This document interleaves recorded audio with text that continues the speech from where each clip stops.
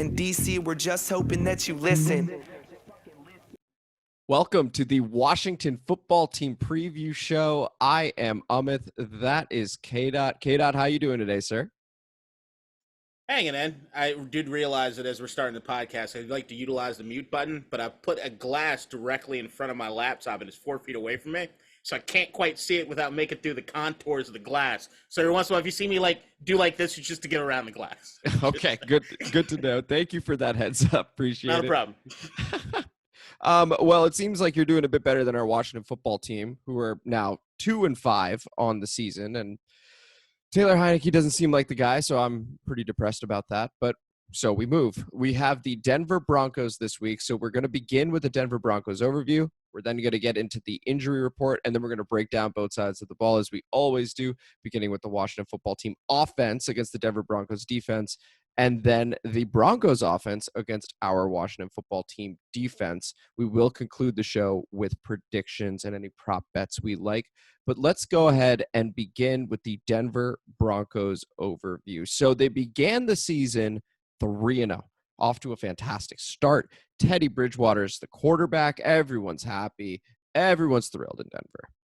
And then a 4-game losing streak because the teams they beat, we're talking the Giants, Jets, and Jaguars. 4 wins combined with those 3 teams. Turns out they all suck.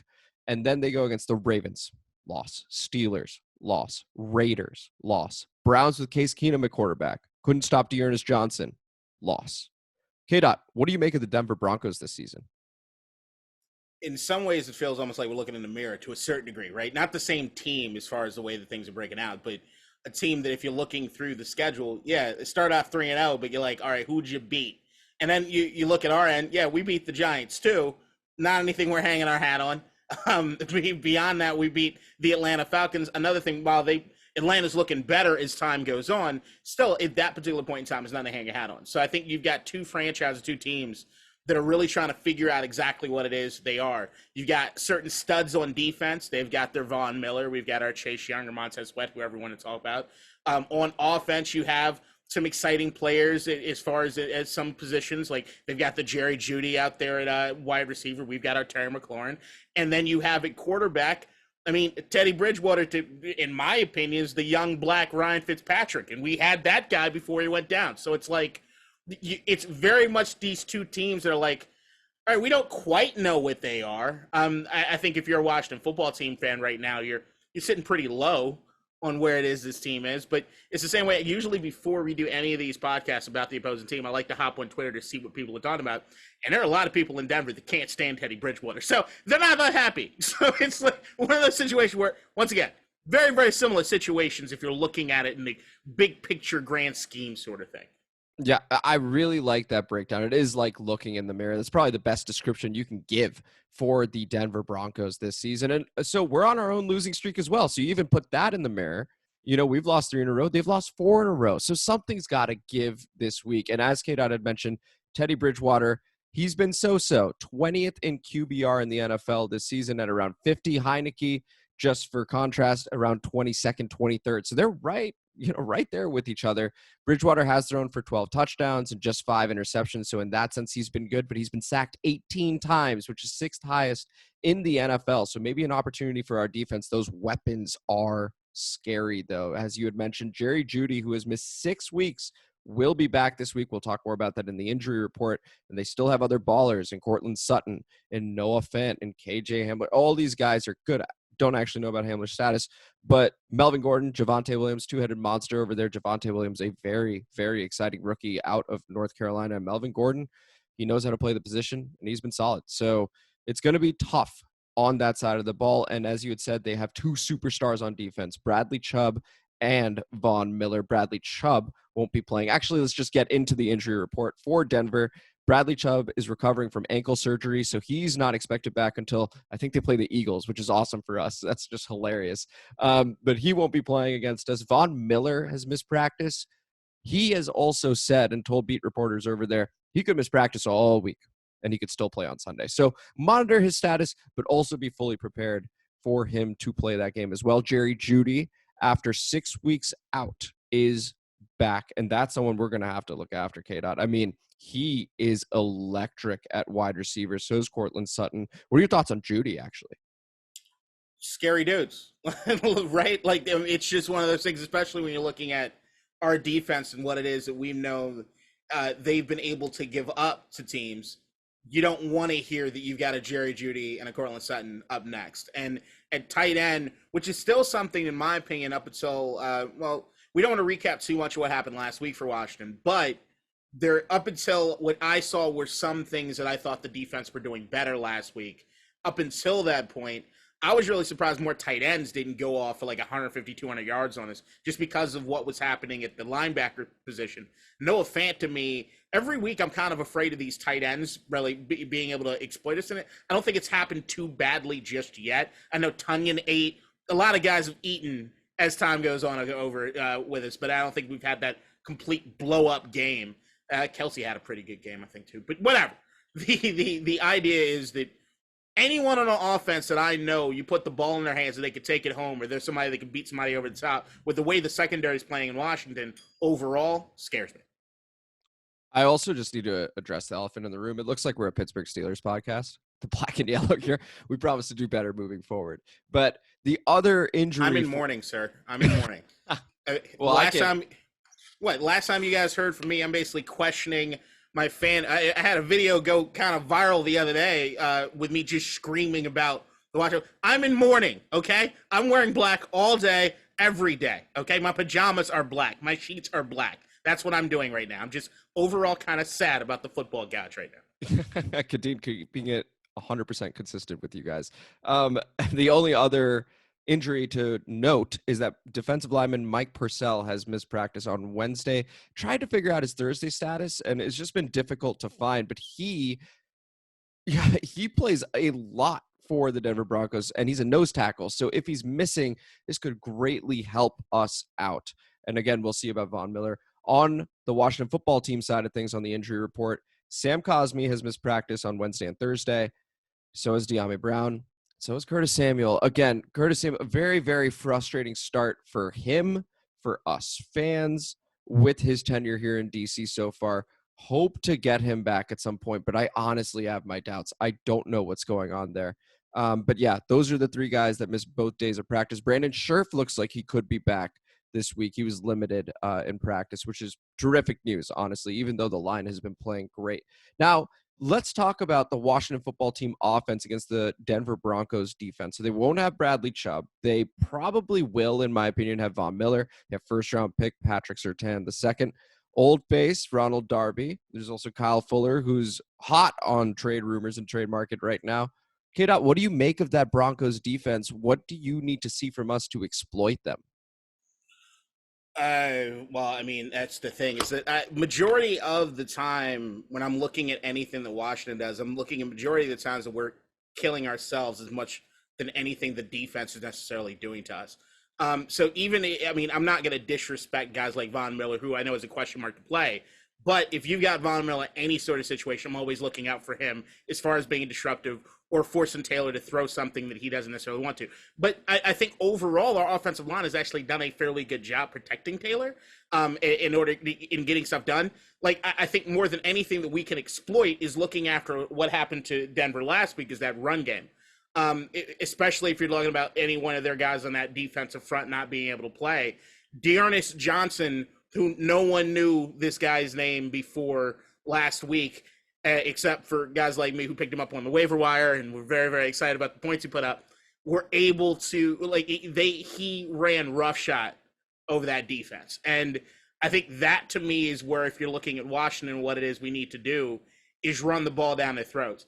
And I think right now, for the first time, maybe we've been too fair or wanting to cut him a break, but I do have concerns now when Antonio Gibson has the football of whether or not he's going to cough it up.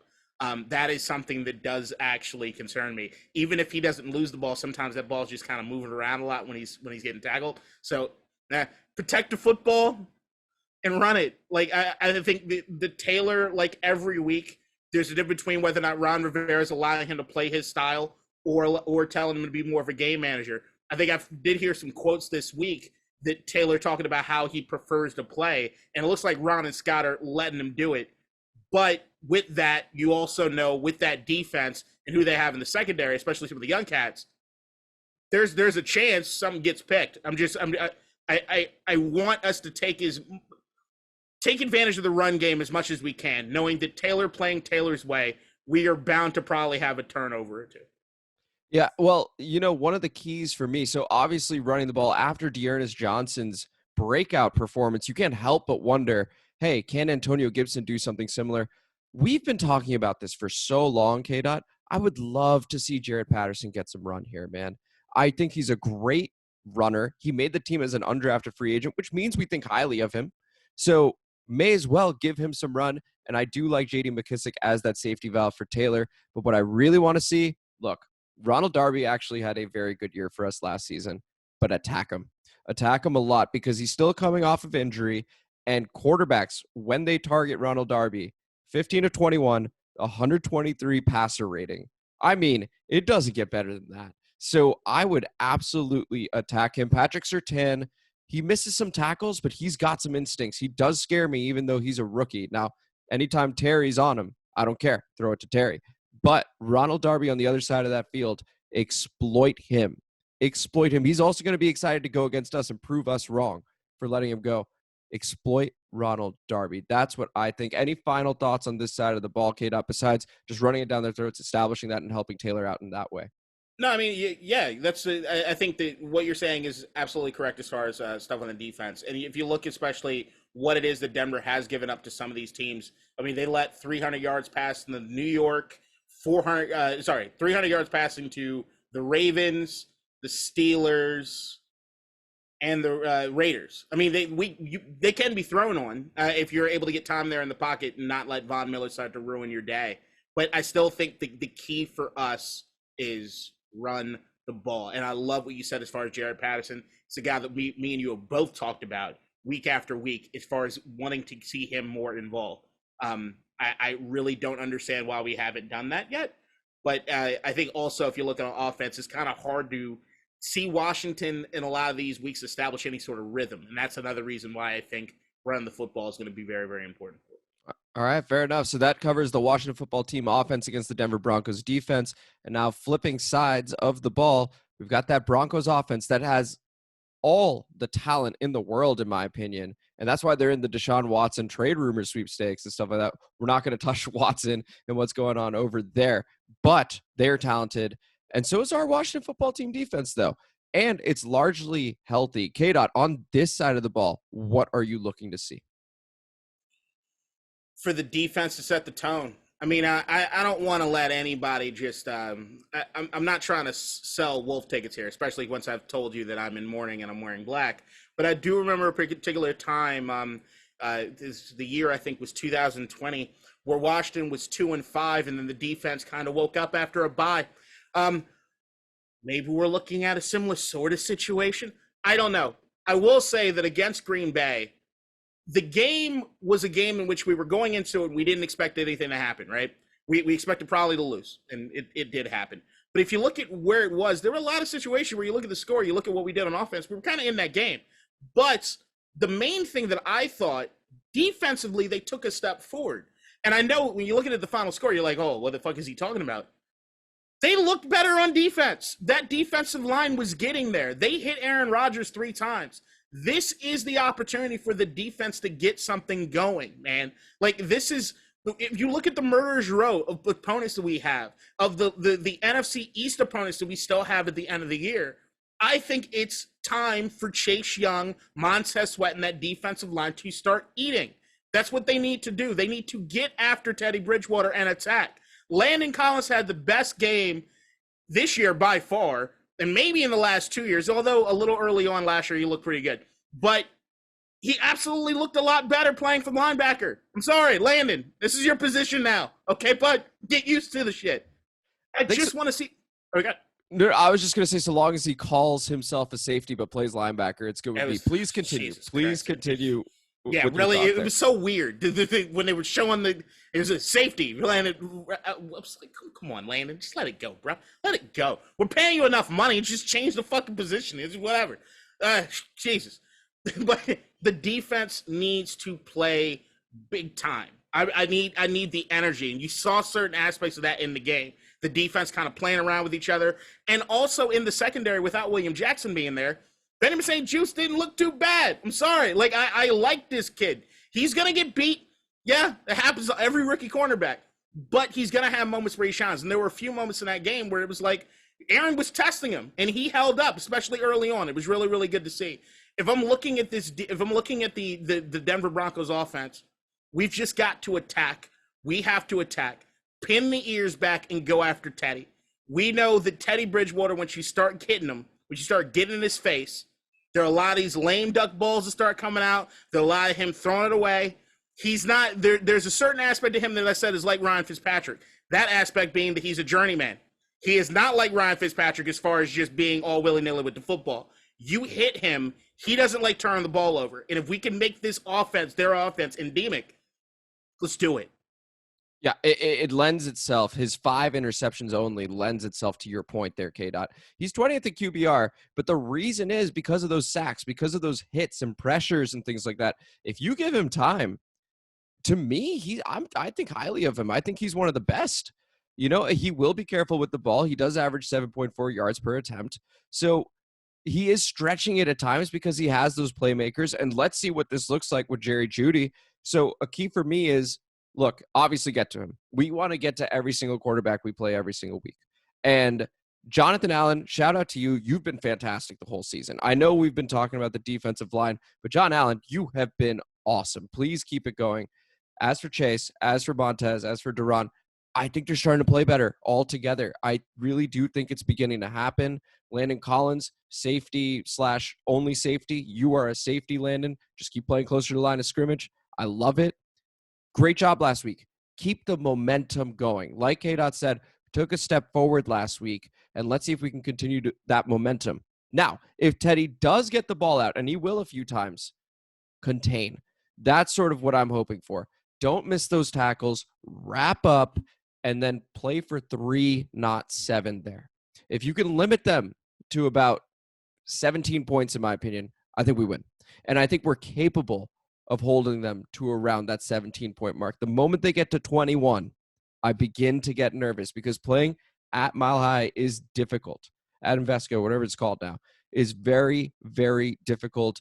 Terry McLaurin, he's talked about having asthma. This is a big deal for him. Okay, playing in that altitude, he's a bit nervous about it. You can tell from his pressers. So we need to establish this game on the defensive side of the ball. Anything more to add, K-Dot? Yeah, also, we've done a pretty good job of it all year, but I want to make sure we maintain it, which is stopping the run. If you look at it, it's probably the best thing that we do is stopping the run. Now, it might be because offenses realize they don't need to run on us because they can throw anytime they want to. So take it with a grain of salt. But if you look at what Cleveland did to the Broncos last week, I don't think they got to 50 yards on the ground last week. So it was one of those things where I want us to continue doing what we're doing as far as keeping the running backs in check. Let Teddy Bridgewater have to beat us. I know that sounds like a dare that none of us want to do. But in order for us to turn the corner, we have to do this. That is the key to this Washington defense, is letting these quarterbacks. They have to throw, and we're going to pick some of these balls off. We're going to get to the quarterback. If we eliminate that run and pin our ears back, blitz, do whatever it is that we need to do, we need to make sure we get our hands on Teddy. Because I think that if we do the exact same thing we did to Aaron Rodgers for a good portion of that game, which was get up in his face, Teddy's not Aaron. Teddy's not Aaron. Teddy's definitely not Aaron. Even when he is sitting in the pocket and just picking people apart, he's not Aaron Rodgers. Also, the Broncos might help us out with that, K-Dot, because Javonte Williams and Melvin Gordon, they're in a near 50-50 timeshare there. And combined, they get to about 20 or 21 carries a game. It's not that much. So they may help us out with their play calling, and then it will have to be Teddy beating us. And we are one of the most talented defensive lines in the NFL. Let's see if we can take that second straight week of a step forward on that side. So now let's just get to predictions and prop bets. I personally have no prop bets, but Denver is favored by 3 points. The over-under is 44, so they are not expecting a lot of points in this one. K-Dot, the floor is yours. Want to score and winner as always. Yeah, this is one of these things where I know that I'm being dumb by picking this team, but I will say my hopes aren't that high up. Expectations are really, really low right now. So I'm not even worried about it from an emotional standpoint, right? if they're picking 44 points, I think it goes a little bit above that. I'm thinking right now Washington is victorious. I just think the defense, after playing as well as they did last week, continue it in some sort of fashion. And if we do a bit of that, we should be able to get it done. Not to mention on offense, the amount of times we were in the red zone. Now, I get it. Green Bay was giving up red zone touchdowns to anybody that walked past the 20-yard line. And for some reason, we were the ones that couldn't get it through. I don't think that happens 2 weeks in a row. I think that we are going to be able to punch this ball in. There were 2 touchdowns we should have had in that game that we just couldn't finish it. So I think right now, if I make that prediction, let's go 27-24. Really, really tight game. Maybe blow that ball through the uprights for a win. Maybe get some wind under his wings. So, yeah, 27-24, Washington football team over the Denver Broncos. Yeah, and on Chris Blewett, feel free to kick the ball a bit higher, just son. It doesn't need to be blocked every single time. Just kick it higher. I'm going on the record. I'm still going to say this, and I think I mentioned it a little bit last week. It was a mistake to cut Dustin Hopkins. I didn't agree with it. I still don't agree with it. I understand everybody wanted his head. I totally understand that. I get it. I don't like cutting kickers in the middle of the season, especially a guy like Dustin Hopkins, who I think for the most part, he's missed some key balls and some stuff that's made us worry this last year. But overall, he's been fairly good. And I think kicking is one of those things you don't take for granted if you have somebody who's kicking above 87%.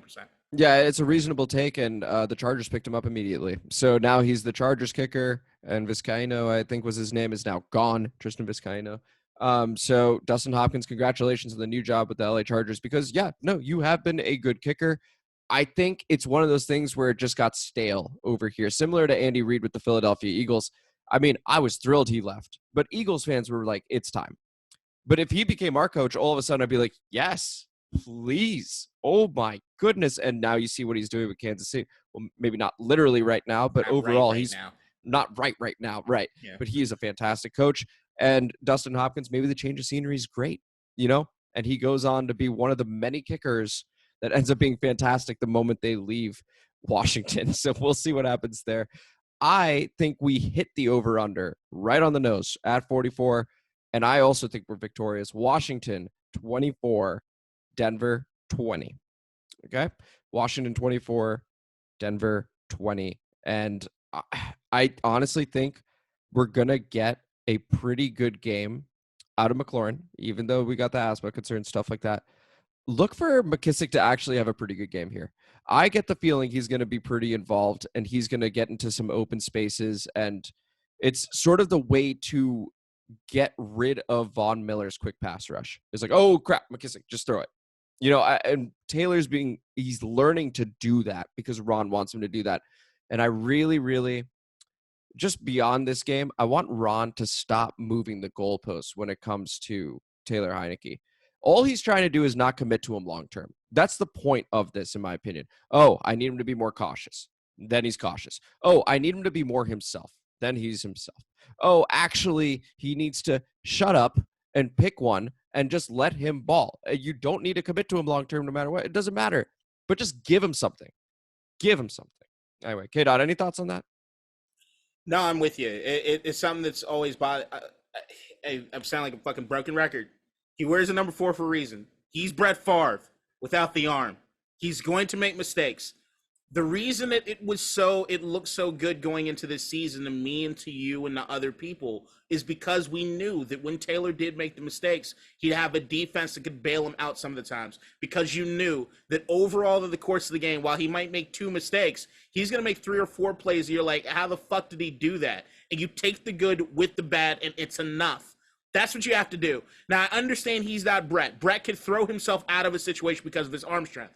Taylor can't do that. But what Taylor can do that Brett couldn't do, except for a little bit early on in his career, but I think Taylor's better at it, is run the fucking football. I mean, he had, 95 yards last week? To mention, yeah. He is also, I don't know whether people are watching this, he's the greatest slider in the history of sport, period. He needs to go teach baseball player. I've never seen anyone, except for the one slide going in the end zone, fuck the refs. He slides 10, 15 yards. every time he hits the ground. It's like, you remember Jason Campbell couldn't fucking do it without getting his foot Or stuck? RG3. Or RG3. Lord. It was so bad. Jason Campbell was the worst I've ever seen do it because he would it was like he took his right foot and stuck it 6 feet in the ground and would just go tumbling over himself. It didn't make any fucking sense. This so is Taylor, social distancing, man. Taylor is the shit as far as sliding. Do it more. I just like to see him slide because it's like, 10-yard game. Then he slid, not getting hurt. I fucking love seeing that. Yeah, let Taylor play loose. Ron, I get what you're trying to do. I understand. You need somebody who's going to take care of the football, blah, blah, blah, blah, blah. What you can't have is a game manager when you don't have a defense doing shit. We need somebody that can take chances. And that's what Taylor gives us. Let him play loose.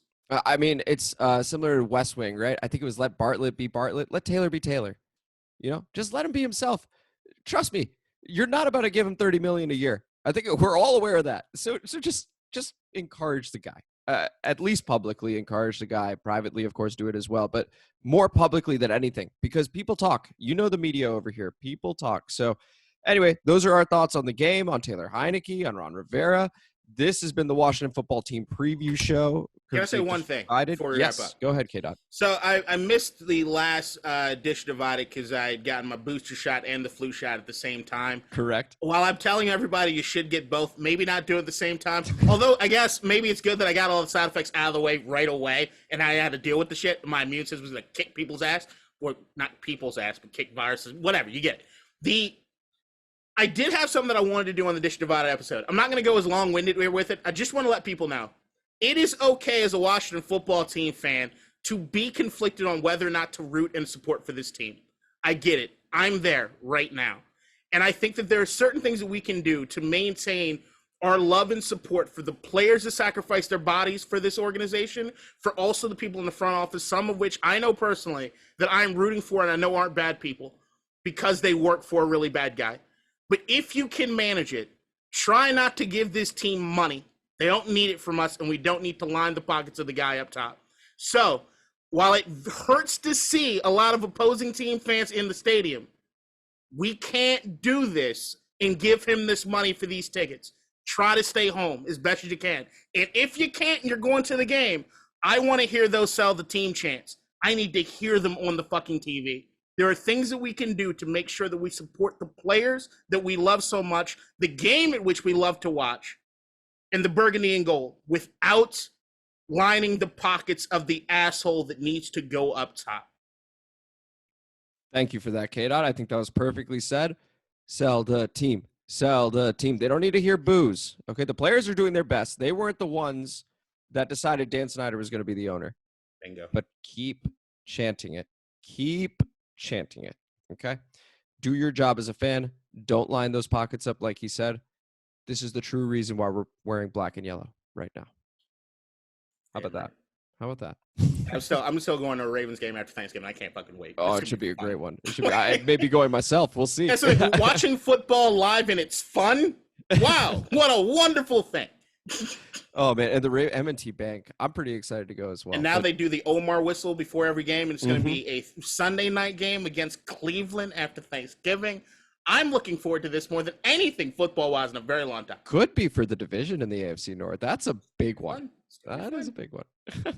All right. Well, once again, I'm Amit. That is K-Dot. This is the Washington Football Team preview show. This is District Divided. Thank you so much for listening. Enjoy the game on Sunday. Don't give them a penny. Take it easy. Right.